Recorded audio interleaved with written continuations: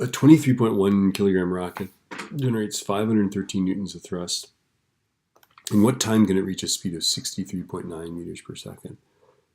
Neglect the change in mass of the rocket. We'll actually look at these where we look at the change in mass.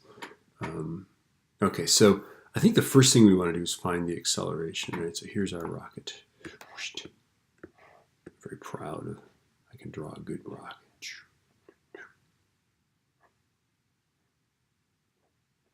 There. Okay, so it's got 513 newtons of thrust, but it's 23.1 kilograms. So the force of gravity is going to be 23.1 times 9.8. Okay, so here we go. Times 9.8. That is 220. So the force down here is 226.38 newtons. I'm going to make that negative, okay? And then we've got 513 newtons of force up, because that's the thrust of the rocket, okay? And now we're set. Now we can find our acceleration.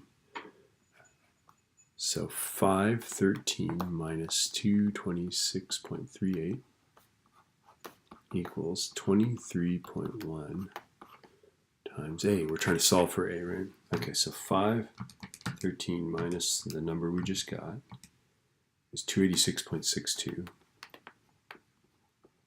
That equals 23.1 times A. Okay, so I'm going to divide by 23.1.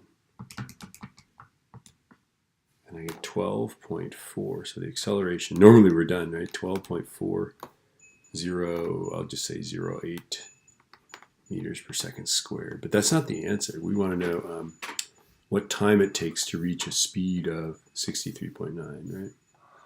Okay, so X, VI, VF, A, and T. And our acceleration is positive 12.408 meters per second squared, right? Our initial velocity, I assume, is 0. Our final velocity is positive 63.9. I'm assuming the rocket's going up, right?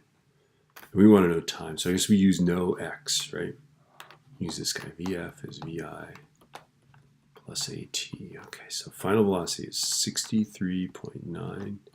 That's the initial velocity of 0 plus 12.408 T. Isn't it just this divided by this? I think so, right? So 63.9 divided by that number I just got. And I get that the time is 5.149989 seconds. So I guess 5.15 seconds that's close enough. All right.